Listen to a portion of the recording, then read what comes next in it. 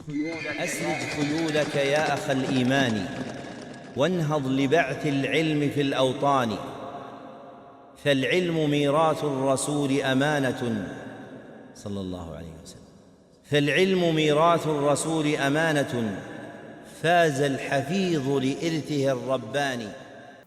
الحمد لله الواحد الأحد الفرد الصمد الذي لم يلد ولم يولد ولم يكن له كفوا أحد. قال الله تبارك وتعالى في محكم تنزيله: ولله الأسماء الحسنى فادعوه بها. ہر قسم کی حمد و ثنا، تعریف و تسبیح اور تنزیہ کے لائق صرف اور صرف اللہ رب العالمین کی ذات بابرکات ہے۔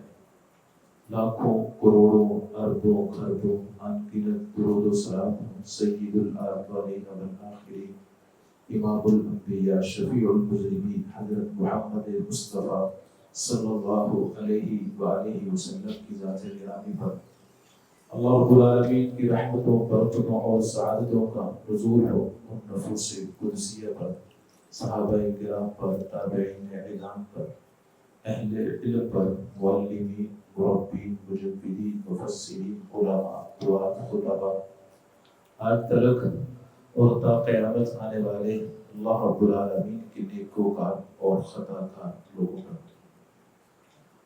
عزیز طلبہ، جس کتاب کی تفہیم کے لیے آج ہم یہاں پر جمع ہوئے ہیں وہ القواعد المثلیٰ ہے۔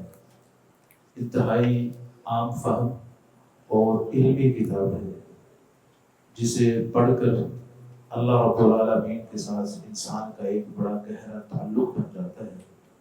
اللہ تعالیٰ کے اسماء اور اس کی صفات، اس کے افعال، اس کی قدرت کاملہ اور شاملہ کی معرفت انسان کو نصیب ہوتی ہے۔ اس کائنات میں دو ہی قسم کے علوم ہیں، ایک دینی اور دنیاوی۔ دینی علوم میں سب سے اشرف علم علم العقیدہ ہے، اور علم العقیدہ میں سے بھی وہ علم جس کا تعلق ذات باری تعالیٰ کے ساتھ ہے، اسماء حسنہ کے ساتھ ہے، صفات علیہ کے ساتھ ہے، افعال الہیہ کے ساتھ ہے۔ جس خوش نصیب کو وہ علم نصیب ہو جائے اس کی دنیا ہی نہیں آخرت بھی سمجھ جاتی ہے۔ تو انشاءاللہ ہم اللہ رب العالمین سے دعا گو ہیں اللہ تعالیٰ ہمیں اس مبارک کتاب کو پڑھنے کی، سمجھنے کی اور اس پر عمل پیرا ہونے کی توفیق عطا فرمائے۔ توکل علی اللہ۔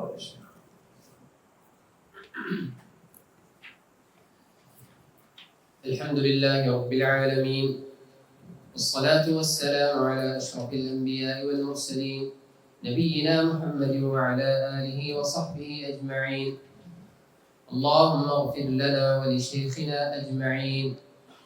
أما بعد، قال الإمام العلامة الشيخ محمد بن صالح العثيمين رحمه الله تعالى في كتابه القواعد المثلى في صفات الله تعالى وأسمائه الحسنى: بسم الله الرحمن الرحيم. الحمد لله نحمده ونستعينه ونستغفره ونتوب إليه ونعوذ بالله من شرور أنفسنا ومن سيئات أعمالنا. من يهده الله فلا مضل له ومن يضلل فلا هادي له، وأشهد أن لا إله إلا الله وحده لا شريك له، وأشهد أن محمدا عبده ورسوله صلى الله عليه وعلى آله وأصحابه ومن تبعهم بإحسان وسلم تسليما. وبعد، فإن الإيمان بأسماء الله وصفاته أحد أركان الإيمان بالله تعالى، وهي الإيمان بوجود الله تعالى، والإيمان بربوبيته، والإيمان بألوهيته، والإيمان بأسمائه وصفاته. حسبك. شیخ الاسلام امام محمد بن صالح العثیمین رحمہ اللہ تعالی رحمۃ واسعہ وہ فرماتے ہیں کہ اسماء و صفات پر جو ایمان ہے وہ ارکان ایمان میں سے ایک رکن ہے۔ ارکان ایمان حدیث جبریل میں مشہور ہے، 6 ہیں۔ ان میں سب سے پہلا رکن ایمان باللہ ہے. تو ایمان باللہ میں جو سب سے پہلی چیز آتی ہے وہ الایمان بوجود اللہ ہے. اللہ کی وجود کو ماننا ہے کہ اس کائنات کا خالق حقیقت میں اللہ رب العالمین ہے. پھر اللہ کے وجود کو ماننے میں 3 چیزوں کا عمل دخل ہے. وہ کیا ہے؟ الایمان بربوبیتہ، اللہ کے رب ہونے کا اقرار کیا جائے کہ اس کائنات کا خالق، مالک، رازق، رب حقیقت میں صرف اور صرف ایک اللہ ہے. اسی وجہ سے جو نان مسلم ہیں یا جو مشرکین ہیں وہ بھی ربوبیت کو مانتے تھے. حقیقت میں آج تک کوئی ایسا انسان نہیں آیا جس نے اللہ کی ربوبیت کا انکار کیا ہو. ہاں، فرعون نے یا اس جیسے کچھ اور لوگوں نے جو کیا وہ مکابرتاً تھا، وہ بطور تکبر تھا. جیسا کہ اللہ تعالیٰ فرماتے ہیں وَجَحَدُوا بِهَا وَاسْتَيْقَنَتْهَا أَنفُسُهُمْ ظُلْمًا وَعُلُوًّا، کہ ان کے نفسوں میں یقین تھا، زبان سے انہوں نے انکار کیا لوگوں کو دھوکہ دینے کے لیے، وگرنہ وہ اللہ کی وجود کو مانتے تھے. اسی طرح اللہ تعالیٰ فرماتے ہیں حضرت موسیٰ علیہ السلام نے جب فرعون کو کہا لقد علمت ما انزل هؤلاء الا رب السماوات، تو جانتا ہے، اس کے باوجود تو اللہ کی ربوبیت کا انکار کرتا ہے. آج بھی جتنے دہریہ ملحدین موجود ہیں وہ در حقیقت ایک سپر پاور کو مانتے ہیں، بھلے ہی وہ اس سپر پاور کا نام کچھ بھی رکھتے ہوں، اللہ نہ کہتے ہوں، لیکن ایک طاقت کو لازمی مانتے ہیں، اور وہ طاقت حقیقت میں اللہ رب العالمین ہے. تو اللہ تعالیٰ کی ربوبیت کو مان لو. الایمان بالوہیتہ، اللہ تعالیٰ کی الوہیت کو مان کہ کائنات کا خالق، مالک، رازق، پیدا کرنے والا، پالن ہار ایک رب ہے. تو جب حقیقت میں پالن ہار وہ ہے تو پھر عبادت کا مستحق بھی وہی ہے. یہ ہے الوہیت، کہ عبادت بھی صرف اسی کی جائے جو خود پیدا ہوا ہو، جو خود مصائب کا، مشکلات کا شکار ہو. اس کی عبادت نہیں ہو سکتی. جو بول نہیں سکتا، جو دیکھ نہیں سکتا، جو چل پھر نہیں سکتا، وہ عبادت کا مستحق نہیں ہے. جیسا کہ اللہ رب العالمین نے بنی اسرائیل کے واقعہ میں اس چیز کا تذکرہ فرمایا الم یروا انہ لا یکلمہم، کہ یہ جس بچڑے کی عبادت کرتے ہیں وہ تو کلام ہی نہیں کر سکتا. جو کلام نہ کر سکتا ہو وہ رب کیسے ہو سکتا ہے؟ جس کی صفات ہی نہ ہو، جس کے اسماء ہی نہ ہو، جو قدرت نہ رکھتا ہو کلام پر، وہ رب کیسے ہو سکتا ہے؟ لوگ پتھروں کی، درختوں کی عبادت کیسے کرتے ہیں؟ پھر تیسری چیز الایمان باسمائہ و صفاتہ، اللہ رب العالمین کے اسماء اور صفات کو ماننا. تو یہ 3 چیزیں ضروری ہیں. جو شخص اللہ کے وجود کا اقرار کرے لیکن ان 3 چیزوں میں سے کسی ایک کو نہ مانے، در حقیقت وہ اللہ کے وجود کو نہیں مانتا. تو اللہ کے وجود کو ماننا تب پورا ہوگا جب ان تینوں چیزوں پر وہ حقیقت میں ایمان لائے گا. اب ان 3 چیزوں پر ایمان کیسے لانا ہے اس کے بارے میں شیخ صاحب فرماتے ہیں. أحسن الله إليكم. وتوحيد الله به أحد أقسام التوحيد الثلاثة، توحيد الربوبية وتوحيد الألوهية وتوحيد الأسماء والصفات. فمنزلته في الدين عالية وأهميته عظيمة، ولا يمكن أن أحدا يعبد الله على الوجه الأكمل حتى يكون على علم بأسماء الله تعالى وصفاته ليعبده على بصيرة. قال الله تعالى وَلِلَّهِ الْأَسْمَاءُ الْحُسْنَى فَادْعُوهُ بِهَا، وَهَذَا يَشْمَلُ الدُّعاء. اب یہاں پر شیخ صاحب شیخ ابن عثیمین رحمہ اللہ تعالی رحمۃ واسعہ وہ اسماء و صفات کی قدر و منزلت کے بارے میں بات کرتے ہیں کہ اسماء و صفات کی قدر و منزلت کیا ہے. فمنزلته فی الدین عالیہ واہمیتہ عظیمہ ولا يمكن لأحد ان يعبد اللہ علی الوجہ الاکمل. کہ اگر کوئی اس طرح اللہ کی عبادت کرنا چاہتا ہے جس طرح نبی علیہ الصلوۃ والسلام نے کی، یا جس طرح دین اسلام میں مطلوب ہے، تو اسے اسماء و صفات کی معرفت ہونا ضروری ہے. یہاں پر شیخ صاحب نے لفظ بولا علی الوجہ الاکمل، علی الوجہ الواجب نہیں کہا، کیونکہ عبادت کرنا تو واجب ہے، لیکن عبادت کا اعلیٰ ترین طریقہ یا اعلیٰ ترین مرتبہ حاصل کر لینا یہ ہر مسلمان پر واجب نہیں ہے. ہر مسلمان وہاں پر پہنچ ہی نہیں سکتا. وہی مسلمان اس طریقے اس مرتبے پر پہنچ پائے گا جو اسماء و صفات کو سیکھ لے گا. ابھی ہم آگے پڑھیں گے کہ جو اسماء و صفات کو نہیں جانتا، جس نے سیکھا نہیں ہے، جسے پتہ نہیں ہے اللہ تعالیٰ کے نام کیا ہے، اللہ تعالیٰ کی صفات کیا ہے، وہ در حقیقت میں اللہ تعالیٰ کو جانتا ہی نہیں. یہ جو اللہ تعالیٰ نے فرمایا انما یخشی اللہ من عبادہ العلماء، کیونکہ علماء اللہ تعالیٰ کے اسماء کو جانتے ہیں، وہ اس وجہ سے اللہ سے ڈرتے ہیں کہ اللہ کا ایک نام ہے القہار، اللہ تعالیٰ کا ایک نام ہے المنتقم. تو اللہ رب العالمین اگر غفار ہے تو وہ ساتھ ہی قہار بھی ہے. تو جب کسی مسلم کے دل میں اللہ رب العالمین کے ان اسماء کی معرفت ہوگی، پہچان ہوگی، وہ حقیقت میں اللہ تعالیٰ پر ایمان رکھتا ہوگا، اللہ تعالیٰ سے پیار اور محبت بھی کرتا ہوگا، ساتھ ہی ساتھ اللہ تعالیٰ کے عذاب سے ڈرتا بھی ہوگا. تو شیخ صاحب فرماتے ہیں وَلَا يُمْكِنُ لِأَحَدٍ أَن يَعْبُدَ اللَّهَ عَلَى الْوَجْهِ الْأَكْمَلِ حَتَّى يَكُونَ عَلَى عِلْمٍ بِأَسْمَاءِ اللَّهِ تَعَالَى. اگر آپ عبادت کا کامل طریقہ حاصل کرنا چاہتے ہیں تو اسماء و صفات کا علم حاصل کرنا ہوگا. آپ نماز میں یہ دعا کریں گے یا غفار اغفرنی، یا کریم اکرمنی، یا رحیم ارحمنی، یا ہادی اہدنی، یا تواب تب علیہ. کیونکہ اللہ رب العالمین نے قرآن مجید میں حکم دیا ہے وَلِلَّهِ الْأَسْمَاءُ الْحُسْنَى فَادْعُوهُ بِهَا. اللہ رب العالمین کے اسماء حسنى ہیں، اللہ تعالیٰ کو ان ناموں کے ساتھ پکارو. اور آپ جانتے ہیں دنیا کا کوئی بادشاہ ہو، کوئی بڑا ہو، اس کو اس کے وصف اور لقب سے پکارا جائے، یا کوئی پلیئر ہو، کوئی کھلاڑی ہو تو بڑا خوش ہوتا ہے.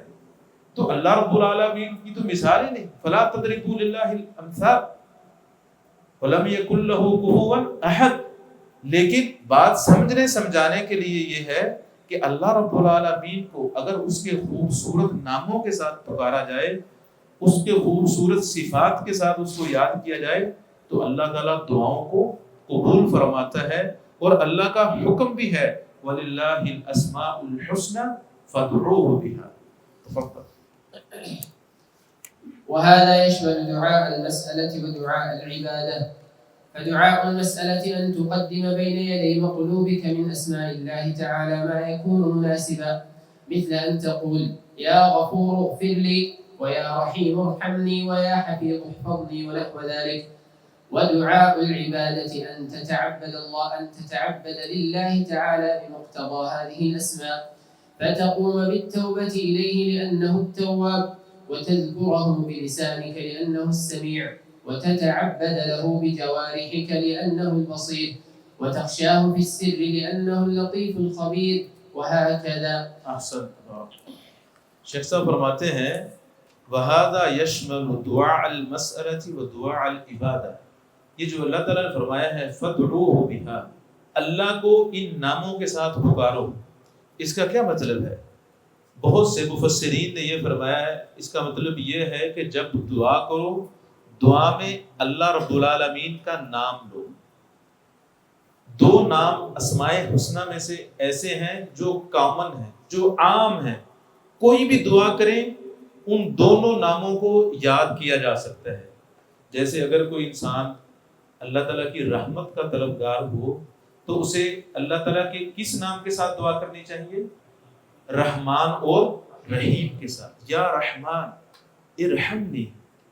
اگر کوئی انسان گناہوں کی دلدل میں پھنسا ہوا ہے، وہ گناہوں سے توبہ کرنا چاہتا ہے، تو اسے کس نام کے ساتھ اللہ کو یاد کرنا چاہیے؟ یا غفار اغفرنی، یا تواب توب علیہ. لیکن دو نام اسماء حسنہ میں سے ایسے ہیں کہ ہر انسان کو ان ناموں کے ساتھ دعا کرنی چاہیے. وہ دو لفظ ہیں اللہ اور الرب. یہ اسماء حسنہ میں سے دو نام ایسے ہیں کہ ہر انسان کو ان دو ناموں کے ساتھ دعا کرنی چاہیے. اس وجہ سے اس آیت سے استدلال کرتے ہوئے بعض اہل علم نے فرمایا وَلِلَّهِ الْأَسْمَاءُ الْحُسْنَى فَادْعُوهُ بِهَا، کہ دعا میں اللہ کا لفظ اللہ، اس کا نام لو.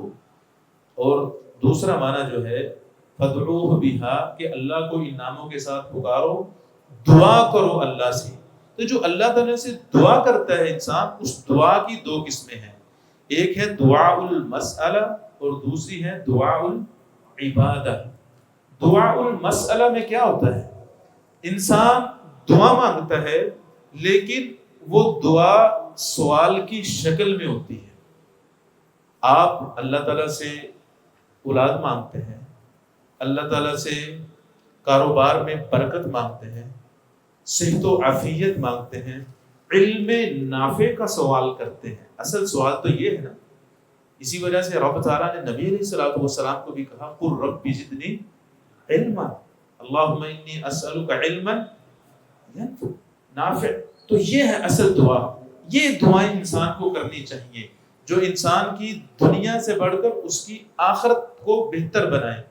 تو دعاء المسئلہ میں کیا ہوتا ہے کہ انسان اللہ کی عبادت تو کر رہا ہوتا ہے لیکن ڈائریکٹ اللہ تعالیٰ سے سوال کر رہا ہوتا ہے.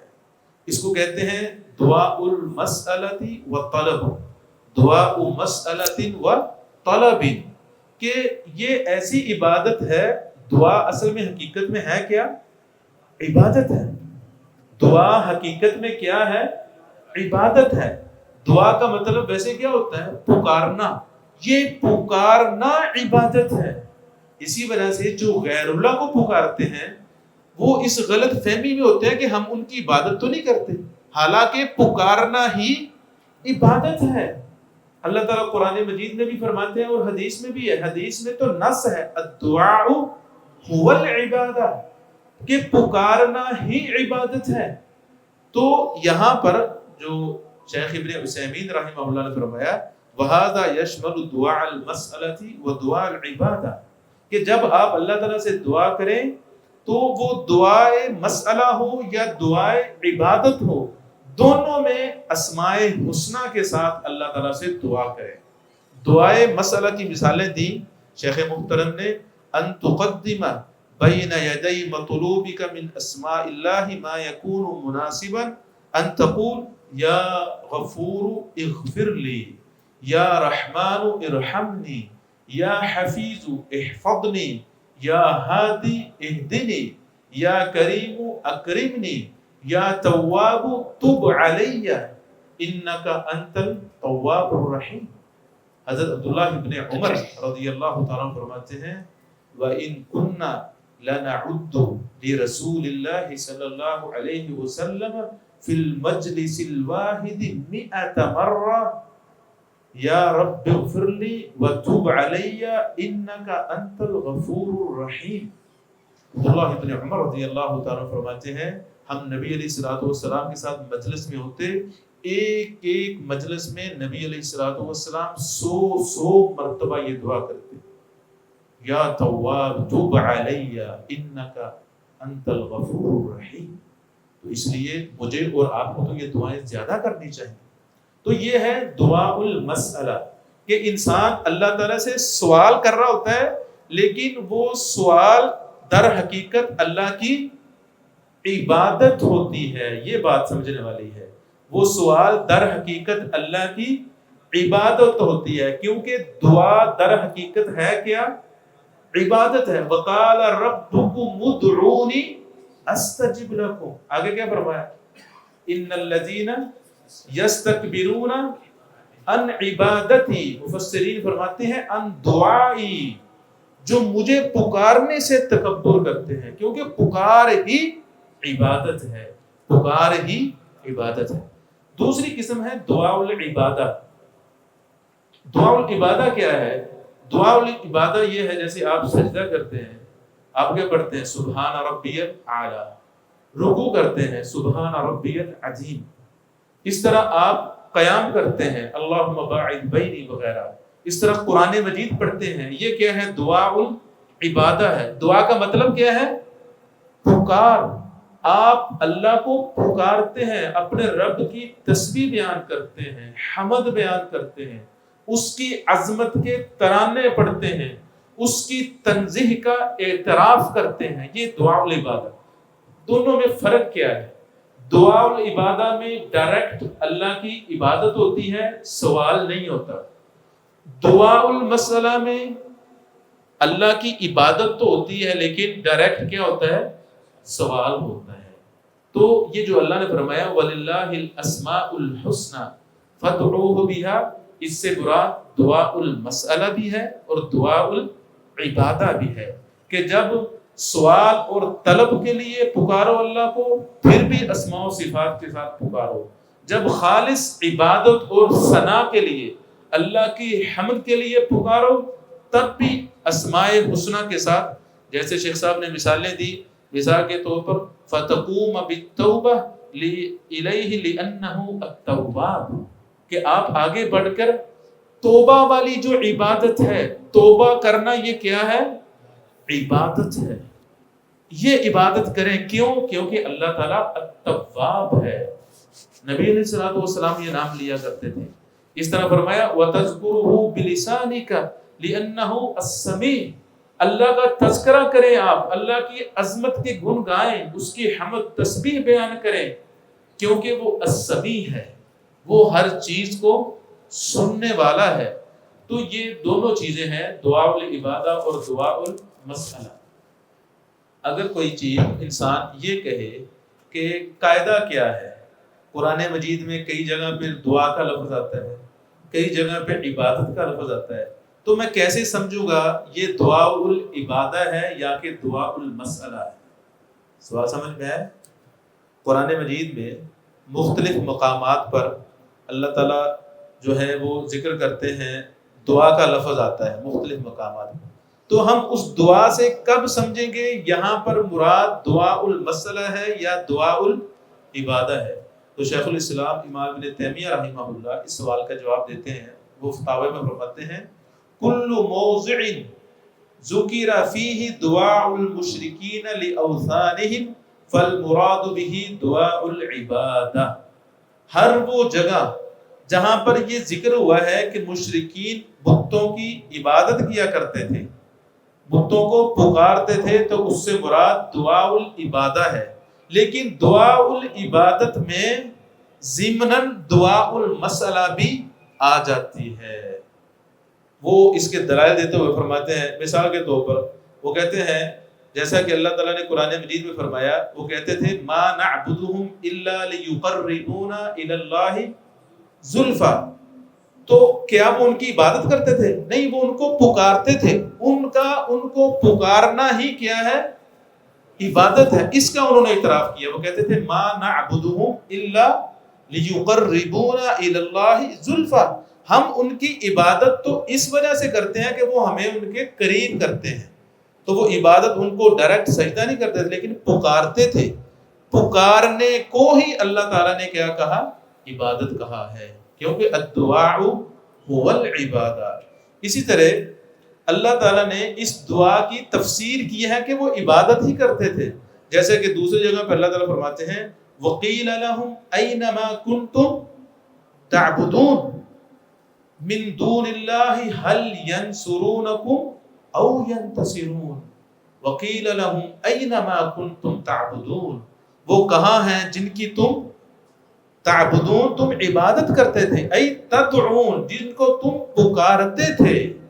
تو یہ پکار ہی در حقیقت عبادت ہے. یہ غلط فہمی کچھ مسلمانوں میں جو توحید سے دور ہیں، شرک کے قریب ہیں، ان کے اندر یہ پھیلا دی گئی ہے کہ پکار، کسی کو آواز دینا، کسی سے مانگنا، یہ عبادت نہیں. حالانکہ یہی عبادت ہے. اللہ تعالیٰ کہتے ہیں وَإِذَا سَأَلَكَ عِبَادِي عَنِّي فَإِنِّي قَرِيبٌ. یہی تو سوال جواب ہی تو اصل عبادت ہے، پکار ہی اصل عبادت ہے. بہرحال یہ ضابطہ ہے پہچاننے کا کہ جہاں پر بھی اللہ رب العالمین نے ذکر کیا مشرکین کا کہ وہ اپنے بتوں کو پکارتے تھے، تو اس سے مراد دعاء العبادہ ہے. وہ ڈائریکٹ تو عبادت کر رہے ہوتے تھے، لیکن اس کے اندر ضمناً سوال بھی ہوتا تھا. اب مسئلہ یہ ہے کہ کون سی دعا افضل ہے، دعاء العبادہ افضل ہے یا دعاء المسئلہ افضل ہے؟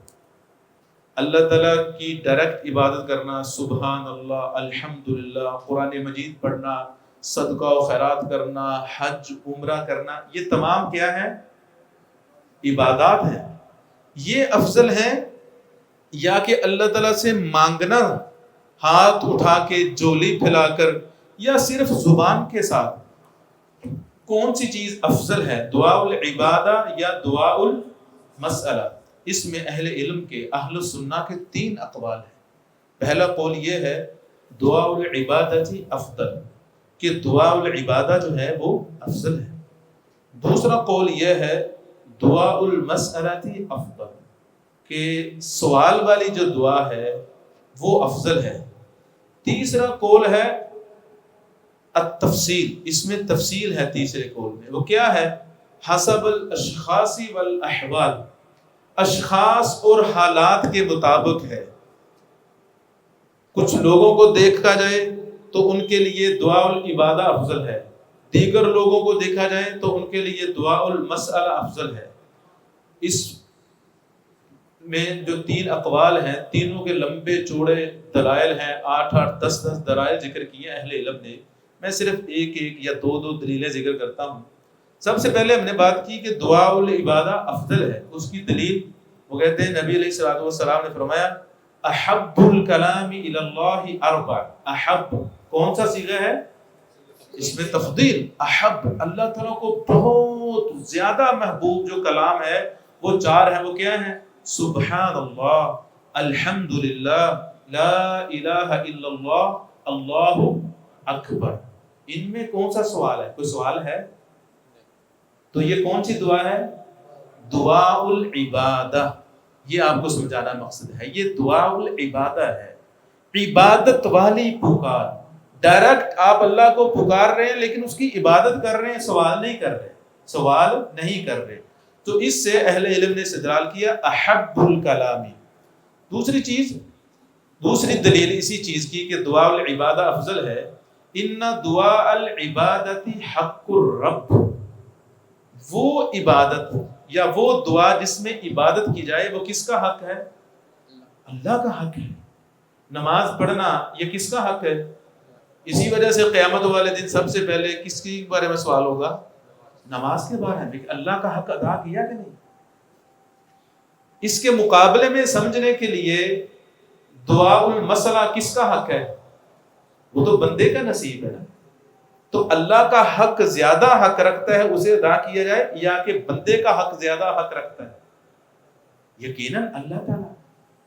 تو یہ دوسری دلیل ہے کہ ان دعاء العبادت حق الرب و وصفہ، کہ دعاء العبادہ جو ہے وہ اللہ کا حق ہے، تو لہٰذا اللہ کا حق ادا کرنا زیادہ بہتر ہے.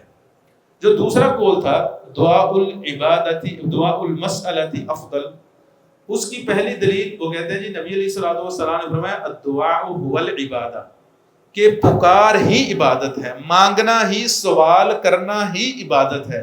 لہذا سوال کرنا یا دعاء المسئلہ یہ دعاء العبادہ سے کیا ہوا؟ افضل ہوا.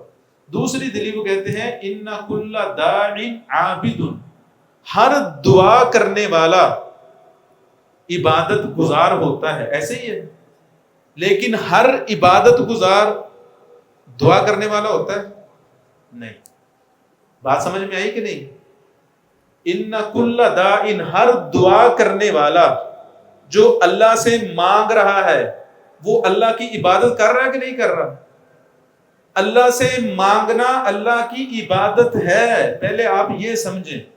اصل میں کچھ لوگ سمجھتے ہیں جس طرح نماز، روزہ، حج، زکوٰۃ یہ عبادت ہے، ایسے اللہ سے مانگنا عبادت نہیں ہے.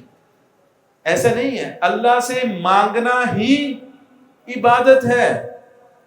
وَإِذَا اسْتَعَنْتَ فَاسْتَعِنْ بِاللَّهِ وَإِذَا سَأَلْتَ فَاسْأَلِ اللَّهِ. اللہ سے سوال کرو. اللہ سے سوال کرنا ہی عبادت ہے. إِيَّاكَ نَعْبُدُ وَإِيَّاكَ نَسْتَعِينُ. اللہ سے مانگنا عبادت ہے. اگر کوئی شخص نماز پڑھتا ہے، روزہ رکھتا ہے، حج کرتا ہے، صدقہ و خیرات کرتا ہے، قرآن مجید کی تلاوت بھی کرتا ہے، لیکن وہ اللہ سے مانگتا نہیں ہے، اہل علم فرماتے ہیں وہ دعا کی عبادت کی روح تک پہنچ ہی نہیں سکتا، کیونکہ اس نے اللہ سے مانگا ہی نہیں. اپنی عاجزی اور بے بسی کا اظہار اللہ کے سامنے کیا ہی نہیں. اللہ کی کبریائی، عظمت، بڑائی کو مانا ہی نہیں. اپنے افتقار، محتاج ہونے کا اللہ کے سامنے اس نے اعتراف ہی نہیں کیا. تو اس لیے جس طرح دیگر عبادات ہے، ایسے صرف اور صرف مانگنا اللہ سے یہ بھی عبادت ہے.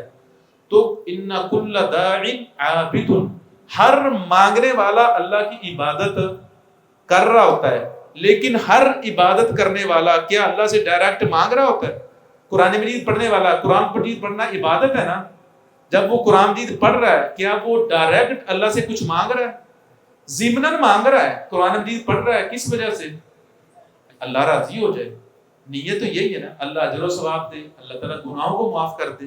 تو یہ باریک سا فرق ہے، طلبہ کو سمجھنا چاہیے کہ ہر مانگنے والا عبادت گزار تو ہے، لیکن ہر عبادت گزار مانگنے والا نہیں. تیسرا قول جو تھا وہ یہ تھا کہ اشخاص اور حالات کے اعتبار سے کبھی دعا العبادہ افضل ہوتی ہے، کبھی دعا المسئلہ افضل ہوتی ہے.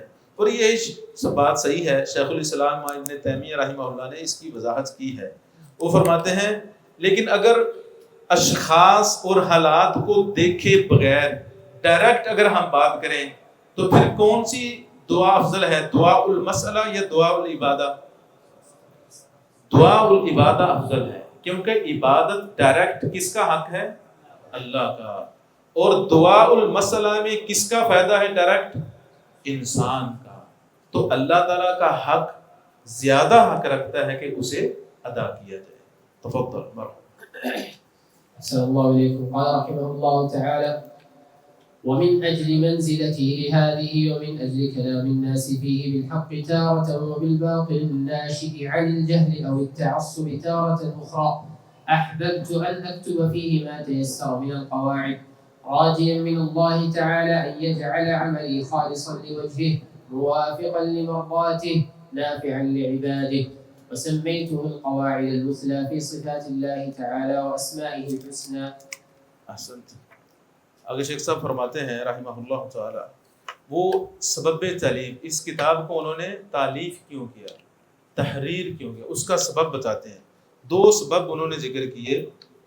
نمبر 1 وَمِنْ أَجْلِ مَنْزِلَتِهِ هَذِهِ، کہ اسماء و صفات کے اس مقام و مرتبے کی وجہ سے کہ اسماء و صفات دعا المسئلہ اور دعا العبادہ دونوں کو شامل ہیں. اگر کوئی شخص اسماء و صفات کو نہیں جانتا، کیا وہ حقیقت میں شریعت میں جیسے مطلوب ہے ویسے دعا کر سکتا ہے؟ نہیں کر سکتا.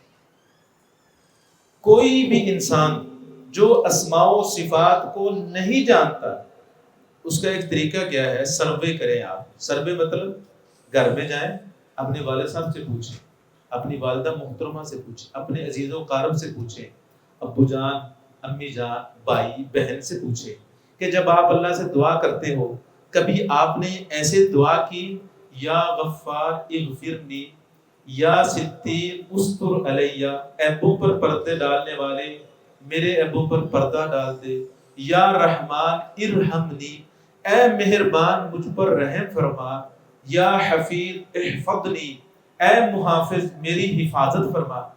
کبھی سنا ہے ہم نے ایسے اپنے ماں باپ کو دعا کرتے ہوئے؟ اوورا نہیں سنا، بیچاروں کو پتہ ہی نہیں۔ تو جب ہم اللہ کو اس کے اسماء حسنہ کا واسطہ دے کر سوال کریں گے تو اللہ تعالیٰ دعاؤں کو قبول فرماتا ہے۔ جب آپ کسی اچھے انسان کے پاس جائیں، آپ اسے کہتے ہیں آپ تو بڑے مہربان ہو، آپ تو بڑے مشفق ہو، آپ تو انکار نہ کرو، تو وہ انسان انکار کرتا ہے؟ نہیں کرتا۔ بلکہ جب رسالت مآب صلی اللہ علیہ وآلہ وسلم پر پہلی وحی نازل ہوئی، وہ گھر تشریف لائے تو اما خدیجہ رضی اللہ تعالیٰ عنہ نے ان کو کیا کہا؟ انک لتصل الرحم وتحمل الکل وتقری الضیف وتعین علی نوائب الحق۔ نبی علیہ الصلوۃ والسلام کے اوصاف بتائے تو اللہ رب العالمین کے اوصاف، جو خالق ہے، جو مالک ہے، جو مجھ سے زیادہ جانتا ہے، جو آپ کو آپ سے زیادہ جانتا ہے، جو آپ پر آپ سے زیادہ مہربان ہے، وہ رب، جب ہم اسے اس کے اسماء حسنہ صفات علیہ کا واسطہ دے کر سوال کریں گے تو اللہ رب العالمین دعاؤں کو قبول کرتا ہے۔ اسی وجہ سے نبی علیہ الصلوۃ والسلام یہ دعا کیا کرتے تھے، یا حی یا قیوم برحمتک استغیث۔ نبی علیہ الصلوۃ والسلام اللہ تعالیٰ سے اللہ تعالیٰ کے ناموں کے ساتھ دعا کرتے ہیں، مجھے اور آپ کو بھی ایسے ہی کرنی چاہیے۔ تو شیخ صاحب فرماتے ہیں ایک اس کتاب کو لکھنے کا سبب کیا تھا؟ اسماء و صفات کے علم کا قدر و منزلت مقام و مرتبے کی وجہ سے۔ دوسرا سبب وَمِنْ أَجْلِ كَلَامِ النَّاسِ فِيهِ بِالْحَقِّ تَارَةً وَبِالْبَاطِلِ النَّاشِ۔ اس طرح کچھ لوگ اسماء و صفات میں صحیح کلام کرتے تھے اور کچھ لوگ باطل کلام کرتے تھے۔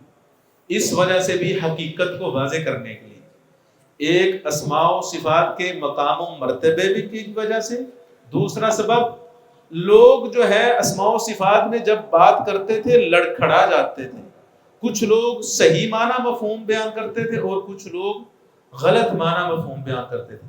آگے پھر شیخ صاحب فرماتے ہیں الناشئ عن الجہل او التعصب تارۃ اخرى، جو لوگ غلط کلام کرتے تھے اسماء و صفات میں اس کے بھی دو سبب تھے، یا تو جہالت کی بنا پر یا تعصب کی بنا پر۔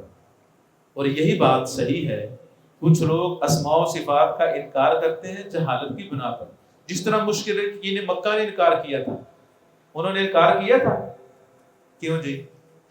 مشرکین مکہ نے اسماء و صفات کا انکار کیا، کس چیز کا؟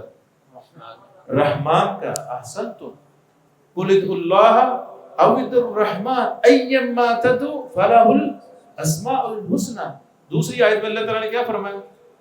اسجدوا للرحمن قالوا وما الرحمن، کون ہے رحمان؟ ہم تو جانتے نہیں۔ جہالت ہے، جہالت تھی، لا علمی تھی۔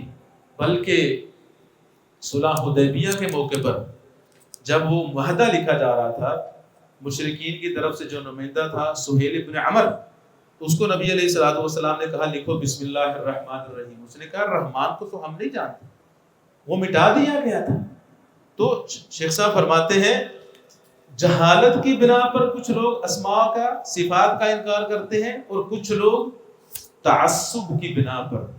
جتنے یہ فرق باطلہ ہیں یہ زیادہ تر تعصب کی بنا پر اسماء و صفات کے منکر ہیں، وہ جہمیہ ہوں، وہ معتزلہ ہوں، وہ اشاعرہ ہوں، وہ ماتریدیہ ہوں، وہ متکلمین یا فلاسفہ ہوں، آگے تفصیل کے ساتھ ہم پڑھیں گے۔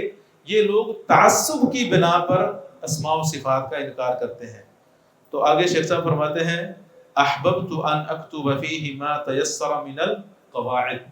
قواعد جو ہے یہ قاعدہ کی جمع ہے۔ قاعدہ آپ کہتے ہیں، جانتے ہیں، اساس کو کہتے ہیں، اساس البیت، جو گھر کی بنیاد ہوتی۔ لغت میں یا لینگویج میں اصل میں قاعدہ کا لفظ بولا جاتا ہے ظاہری چیزوں کے لیے، ظاہری چیزوں کے لیے، جس طرح دیواروں کی بنیاد ظاہری طور پر نظر آتی ہے، پھر بعد میں یہ معنوی چیزوں میں استعمال ہونے لگا، جیسے علم کی بنیاد کچھ قواعد ہوتے ہیں، تو پھر یہ بعد میں علم کے لیے استعمال ہونا جانے لگا یہ لفظ۔ تو شیخ صاحب فرماتے ہیں راجیا من اللہ تعالی ان یجعل عملی خالصا لوجہہ، اللہ سے امید کرتے ہوئے۔ تو انہوں نے تو اس وقت جب لکھا تھا اللہ سے یہ امید کرتے ہوئے لکھا تھا، اب اگر ہم دیکھیں جو صورتحال ہے تو اللہ تعالیٰ نے ان کی امید کو رنگ لگایا کہ نہیں؟ کہاں دور دراز علاقوں میں ہم بیٹھے ہوئے ہیں، شیخ صاحب 2001 میں فوت ہو گئے، اللہ تعالیٰ غریق رحمت کرے، پوری دنیا میں اس کتاب کو پڑھایا جا رہا ہے۔ تو یہ ایک کرینہ ہے، یہ ایک فعال ہے اچھی کہ اللہ تعالیٰ نے ان کے اس عمل کو قبول کر لیا۔ بلکہ میں نے شیخ صاحب کے بارے میں بات کی نہیں، اصل میں وقت بہت کم ہے، موضوع ہمارا بہت لمبا ہے۔ عصر حاضر کی، عصر حاضر مطلب جو ماضی قریب زمانہ چل رہا ہے اور موجودہ سب سے بڑی شخصیت جس پر ایم فل اور پی ایچ ڈی کے تھیسز پوری دنیا میں سب سے زیادہ لکھے گئے، وہ شیخ ابن عثیمین رحمہ۔ جو لوگ یونیورسٹی یا M Phil P H D کے لیول پر ہیں وہ اس چیز کو سمجھیں گے آسانی کے ساتھ۔ جس طرح مدارس میں 8ویں کلاس میں مقالہ لکھایا جاتا ہے، رسالہ لکھایا جاتا ہے، اس کو تھیسس کہتے ہیں، ایسے ہی ایم فل میں، پی ایچ ڈی میں یا بی ایس میں بھی آپ کو ایک تھیسس لکھنا ہوتا ہے، ایک کتاب لکھنی ہوتی ہے، ایک مقالہ لکھنا ہوتا ہے۔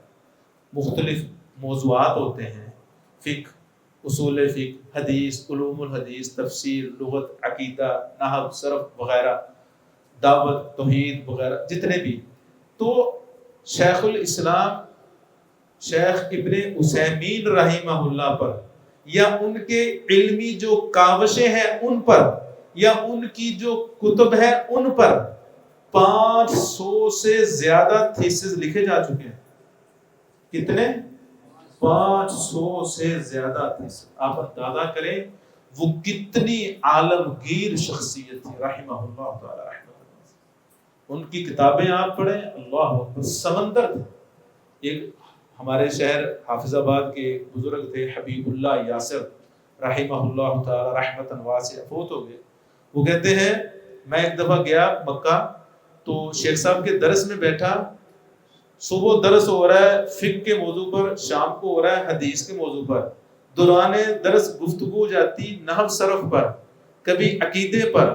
شیخ صاحب جو بھی مسئلہ شروع کرتے تھے ایسے لگتا تھا کہ ان کو سب سے زیادہ مسئلہ یہی آتا ہے۔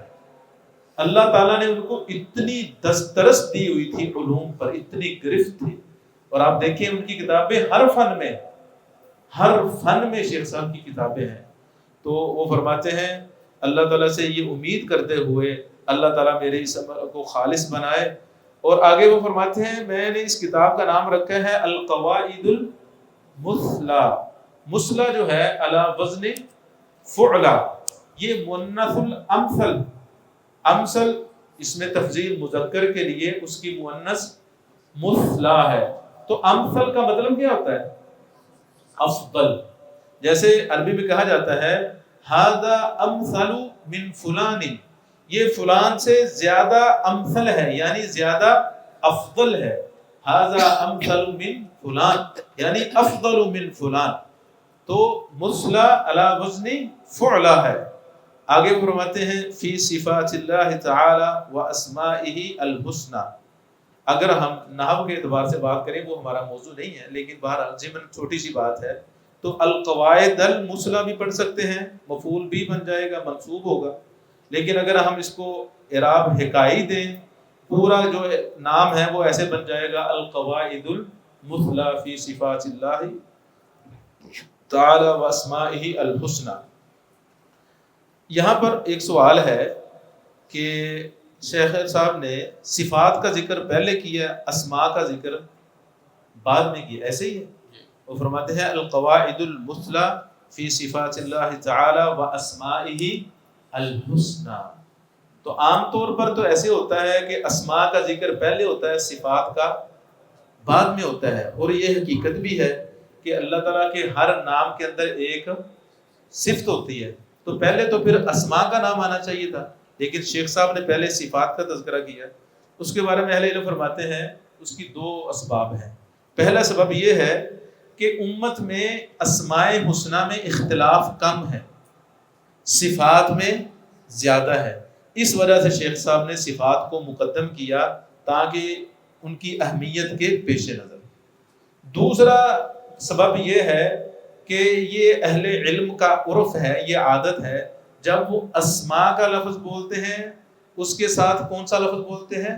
حسنہ، اسماء حسنہ. جس طرح اللہ تعالیٰ نے کہا وَلِلَّهِ الْأَسْمَاءُ الْحُسْنَى، تو جب اہل سنہ یا علماء عقیدہ صفات کا لفظ بولتے ہیں اس کے ساتھ بولتے ہیں علا یا علیا.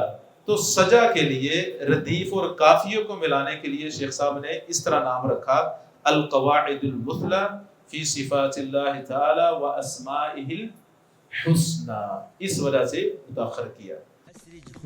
أسرج خيولك يا أخ الإيمان وانهض لبعث العلم في الأوطان، فالعلم ميراث الرسول أمانة صلى الله عليه وسلم، فالعلم ميراث الرسول أمانة فاز الحفيظ لإرثه الرباني.